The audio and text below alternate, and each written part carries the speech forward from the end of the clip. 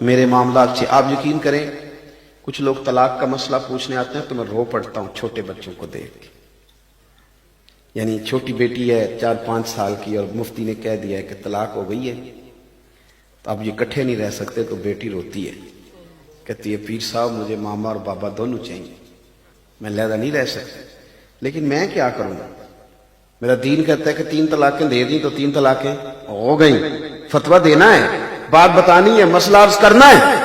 لیکن تکلیف اس بات کی ہے کہ لوگوں کا علم سے رشتہ ہوتا تو شادی سے 15 دن پہلے شیروانی کے لیے گئے تھے اور شادی سے 1.5 ماہ پہلے فرنیچر کے لیے گئے تھے اور کتنے کتنے دن شہروں میں جا کے ضائع کیے تھے.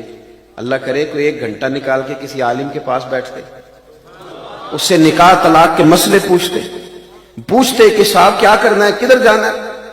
تو ہم نے وہ نہیں پوچھا. اگر ہمیں پتا حضرت عمر کوڑے لگواتے تھے جو 3 طلاقیں کو بندہ کٹھی دے دیتا تھا, فرماتے تھے قابل تعزیر جرم ہے لیکن طلاق بہرحال نافذ ہو جائے گی.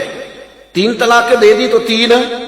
کچھ لوگ کہتے ہیں, سادے بندے کہتے ہیں دیکھو جی میں نے 3 طلاقیں دے دی ہیں پر ایک ہی دفعہ کیسے ہو گئی. تو میں نے کہا جس طرح قبول ایک ہی دفعہ ہو گیا تھا کہ نہیں ہو گیا تھا کہ 3 مہینے لگے تھے, وہ 3 دفعہ اکٹھا ہو جاتا ہے تو طلاق بھی 3 دفعہ اکٹھی. کچھ اور بڑے بھولے ہیں, وہ کہتے ہیں میری بیوی سامنے نہیں تھی. تو میں نے کہا وہ تو نکاح کے ٹائم بھی کوئی نہیں تھی سامنے, اس نے وصول نہیں کی, تو یہ نکاح کا رجسٹری کا پتر اس نے وصول کیا تھا. ایسی بھولی باتیں کرتے ہیں اب آپ. تو عزیز اگر علم ہو, پتا ہو, گھر نہیں ٹوٹتے. اگر آپ کو, علامہ اقبال کہتے ہیں کہ جب میں لندن میں وکالت کرتا تھا تو ایک نوجوان نے پہلے مجھے وکیل بنا کر کے اس نے نکاح کیا, پھر کچھ عرصے کے بعد بیوی سے اختلاف ہو گیا تو اس نے طلاق دینا چاہیے. میں نے بھی اسے کہا کہ اتنی تم نے کوشش کے ساتھ نکاح کیا ہے. اس کے ماں باپ نے بھی سمجھایا, سب نے کہا, لیکن وہ کہنے لگا نہیں, بس میرے دل میں اس کے لیے اب محبت نہیں رہی, چھوڑنا چاہتا ہوں. یہ نوجوان میری بات پر غور کرے, میں نے اب چھوڑ کے رہنا ہے. تو اقبال کہتے ہیں میں چونکہ لائر تھا, وکیل تھا, میں نے اس کا کیس دائر کر دیا. کچھ وقت کے بعد ایسا وقت آ گیا کہ اب شاید 1 آدھ پیشی کے بعد طلاق ہو جائے. تو ایک دن وہ سر شام آ گیا, کہنے لگے اقبال کیس واپس لے لو, مجھے طلاق نہیں دینی. تو میں نے اسے کہا کہ اب کیا ہوا؟ غیر مسلم ہے. کہتا ہے میرے پاس نا مسلمانوں کے پیارے نبی علیہ السلام کی ایک حدیث پہنچ گئی ہے. یہ حدیث کنز العمال میں, مسند امام احمد میں, دیگر کتب احادیث میں موجود ہے. وہ کہتے ہیں ایک حدیث نے نا میری سوچ بدل دی ہے. اگر آپ کی سوچ بدل جائے نا کبھی, سوچ, یعنی میرے پاس ایک بچہ تھا تو کہنے لگا لوگ چین نہیں لینے دیتے, آپ فون بند کیوں نہیں کرتے؟ کچھ لوگ ایسے ہیں وہ صرف اپنا وقت دیکھ کے فون کرتے ہیں, جس کو بھی کرتے ہیں. آپ اس کو بند کر دیں. اگر آپ کو کوئی کام کرنا ہے تو میں اس سے کہتا ہوں یار میرا دل کرتا ہے میں فارغ بیٹھا ہوں یا کچھ کر رہا ہوں تو کوئی فون آئے, کوئی بندہ مسئلہ پوچھ لے تو میں اسے عبادت سمجھ کے بتاتا ہوں. تو مجھے لگتا ہے کہ کافی ساری نیکیاں میں نے پیچھے جمع کر لی بیٹھے بیٹھے ایک مسئلہ بتا کے. تو میں اس شرعی معاملات کے لیے اس کو آن رکھتا ہوں کہ شاید کوئی ایسا موقع مل جائے کسی کو بات بتانی پڑ جائے. ہاں کسی محفل مجلس میں ہوتا ہوں تو بند کر لیتا ہوں. میرے بھائی اگر آپ کا ذہن بن جائے نا کہ یہ عبادت ہے, پھر آپ کا رنگ اور ہوتا ہے. یعنی اگر ذہن بن جائے کہ یہ رستہ بتانا عبادت ہے تو پھر آپ کا دل کرے گا کہ کوئی مجھے ملے میں اسے رستہ بتاؤں, ورنہ آپ جان بھی چھڑاتے ہیں بڑے سارے کاموں سے. تو اقبال کہنے لگے کہ وہ آیا اور کہنے لگا کہ اب نہیں طلاق دینی, مجھے مسلمانوں کے نبی کریم علیہ السلام کی ایک حدیث پہنچ گئی ہے, اب میں نہیں اپنی بیوی کو چھوڑوں گا. تو اقبال کہتے ہیں میری دلچسپی بڑھ گئی, شوق بڑھ گیا. میں نے اس کو بٹھا لیا, میں نے کہا مجھے بھی سنا لو.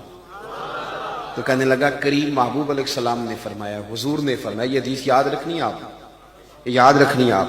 حضور نے فرمایا اپنی بیوی سے بغض نہ رکھو, اس سے عداوت نہ پیدا کرو. میاں بیوی نا کئی دفعہ مقابلے پہ آ جاتے ہیں, ہر وقت ایک دوسرے کو غلط ثابت کرنے کے چکر میں پڑے رہتے ہیں, اس سے گھر ٹوٹتا ہے, حالات خراب ہوتے ہیں. حضور نے فرمایا اپنی بیوی سے بغض نہ رکھو, اگر اس کی کچھ عادتیں تمہیں ناپسند ہیں تو ان پر غور کر لو جو تمہیں پسند ہے. جو اس کی عادت اچھی ہے اس پر غور کر لو, لیکن بغض پیدا نہ کرو. وہ کہتا ہے میں نے کل یہ حدیث مجھ تک پہنچی, میں نے پڑھی تو میرا تو بالکل نا زاویہ نگاہ ہی بدل گیا, سوچ ہی تبدیل ہو گئی. گویا میں ادھر جا رہا تھا, حضور کے فرمان نے مجھے اس رستے پہ ڈال دیا ہے. کا معنی کیا ہے؟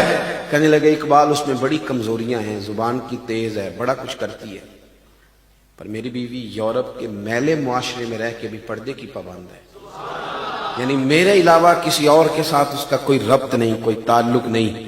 تو میں نے سوچا ہے کہ یہ جو حضور کا فرمان ہے یہ میرے لیے. روٹی تو بندہ ہوٹل سے بھی کھا لیتا ہے، کپڑے تو دھوبی سے بھی دھلوا لیتا ہے، لیکن یہ کام یورپ میں رہ کے اتنا پاک، لہذا کیس واپس لے لیں. تو اقبال کہتا ہے میں اڑ گیا، میں نے کہا اب نہیں واپس لینا. تیری نگاہ ناز سے دونوں ہی مراد پا گئے. عقل غیاب جستجو عشق حضور و اضطراب، اب نہیں واپس لوں گا میں. وہ کہتے کیوں، آپ کیوں نہیں لے گئے؟ تو کہنے لگے پہلے اس محبوب کا کلمہ پڑھ جنہوں نے تیرا گھر بچایا ہے. تو اقبال کہتے ہیں وہ نوجوان مجھے کہنے لگا میں تو ڈھونڈ رہا تھا، اور یہ بڑے سارے نوجوان ڈھونڈ رہے ہیں، بڑے سارے. میں تو ڈھونڈ رہا تھا کہ کوئی میرا بازو تھامے اور میرا گنبد خضرا سے رابطہ کرا دے. میں تو ڈھونڈ رہا تھا کوئی مجھے ملے اور میرا ربط کرا دے. تو ٹھیک ہے، آپ مجھے مل گئے تو میری خوش قسمتی، پڑھائیے کلمہ، میں ابھی مدینے والے کا غلام بن جاتا ہوں. جب آپ کو آپ یقین کریں، صرف شعروں پہ وجد نہیں ہوتا، حدیثوں پہ بھی ہوتا ہے. اللہ کرے کبھی آپ کو چسکا لگ جائے گا، کبھی چسکا، کبھی حضور کے فرمان پہ جھومنے کا چسکا لگ جائے. اوئے ہوئے، ایک حدیث پڑھ لیں، سارا دن طبیعت اشاش بشاش رہتی ہے، مزہ ہی رہتا ہے، مزہ ہی، یعنی لطف ہی رہتا ہے اور کمال ہو جاتا ہے.